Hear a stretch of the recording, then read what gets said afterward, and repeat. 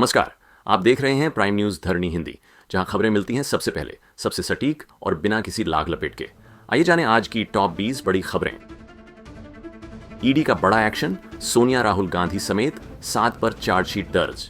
National Herald मामले में ED ने कांग्रेस अध्यक्ष सोनिया गांधी और राहुल गांधी के खिलाफ चार्जशीट दायर की, जिसके बाद कांग्रेस ने राजनीतिक बदले की कार्रवाई बताते हुए ईडी कार्यालयों के बाहर विरोध प्रदर्शन की घोषणा की। सुप्रीम कोर्ट का तेलंगाना सरकार को झटका। हैदराबाद के कांचागाची बोवली में बड़े पैमाने पर पेड़ों की कटाई पर सुप्रीम कोर्ट ने तेलंगाना सरकार को खूब फटकार लगाई और चेतावनी दी कि अगर पर्यावरण बहाल नहीं किया गया तो अधिकारियों के लिए जेल बनानी पड़ेगी। दुबई में पाकिस्तानी हमले में 2 तेलुगु युवकों की निर्मम हत्या। दुबई की एक बेकरी में पाकिस्तानी नागरिक के धार्मिक नारों के साथ किए गए हमले में 2 तेलंगाना के युवकों की मौत हो गई, जबकि तीसरा गंभीर रूप से घायल है। भारत सरकार ने शवों को वापस लाने में मदद का आश्वासन दिया। ममता का तंज। पश्चिम बंगाल में वक्फ एक्ट के विरोध प्रदर्शनों पर योगी आदित्यनाथ के बयान के जवाब में ममता बनर्जी ने कहा, योगी सबसे बड़े भोगी हैं, जबकि बीजेपी ने आरोप लगाया कि ममता दंगाइयों को पालती है। तमिलनाडु में नया विवाद। डीएमके की राज्य स्वायत्तता मुहिम वाईएसबीजे का जवाब। मुख्यमंत्री स्टालिन ने केंद्र राज्य संबंधों की समीक्षा के लिए उच्च स्तरीय समिति गठित की, जबकि बीजेपी ने आरोप लगाया कि डीएमके देश की एकता को कमजोर करने की कोशिश कर रही है। हरियाणा में सनसनीखेज हत्या। हिसार में एक सोशल मीडिया इन्फ्लुएंसर रवीना ने अपने प्रेमी सुरेश के साथ मिलकर पति प्रवीण को दुपट्टे से घोंटकर हत्या कर दी और रातों रात बाइक पर लादकर नाले में फेंक दिया। पुलिस ने सीसीटीवी फुटेज और कबूलनामे से किया पकड़ा। दिल्ली सरकार का प्राइवेट स्कूलों को झटका। माता पिताओं के विरोध के बाद दिल्ली सरकार ने प्राइवेट स्कूलों को नोटिस जारी किए। शिक्षा मंत्री ने घोषणा की, अब हर स्कूल का होगा 18 पॉइंट चेकअप। शिकायतों के लिए बनाया विशेष ईमेल। सुप्रीम कोर्ट का एनआईए को झटका।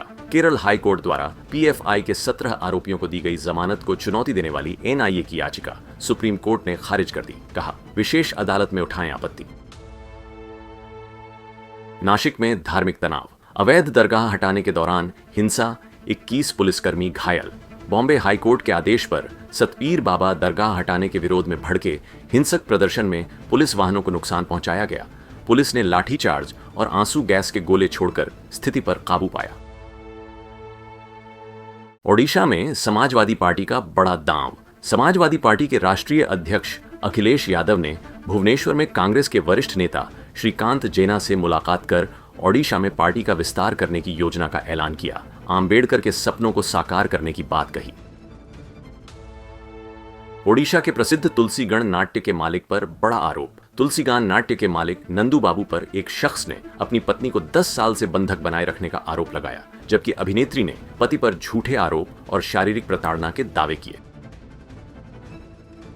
आसमान से गिरी मौत। वज्रपात में एक की मौत। ओडिशा के नवरंगपुर में ईंट भट्टी पर काम करते वक्त अचानक गिरे आकाशीय बिजली की चपेट में आकर एक मजदूर की मौत हो गई, जबकि 4 अन्य घायल हो गए। ओडिशा में निवेश की सुनामी।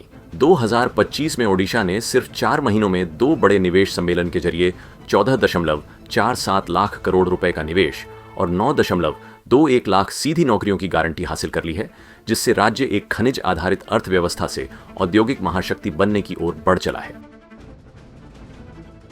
बारिपदा में सीएम मोहन चरण मांझी ने किया एसटीएससी हब कॉन्क्लेव और पीएम विश्वकर्मा राष्ट्रीय कार्यशाला का भव्य उद्घाटन।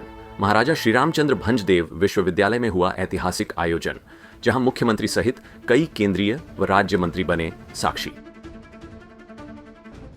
ट्रंप का बड़ा फैसला। अमेरिका ने चीन की जवाबी कार्रवाई पर खड़ा वार करते हुए लगाया 245% तक आयात शुल्क। हाईटेक मटेरियल की सप्लाई पर भी गहराया संकट। एस जयशंकर का बड़ा हमला। विदेश मंत्री एस जयशंकर ने पाकिस्तान को आतंकवाद की फैक्ट्री बताते हुए कहा, तालिबान से धोखा देने की साजिश अब उसी पर भारी पड़ रही है। धर्म के आधार पर सुरक्षा परिषद में प्रतिनिधित्व का विरोध। भारत ने यूएन में दी 2 टूक चेतावनी। भारत ने यूएन में कहा, सुरक्षा परिषद में धर्म के आधार पर प्रतिनिधित्व की कोशिश क्षेत्रीय संतुलन के खिलाफ है।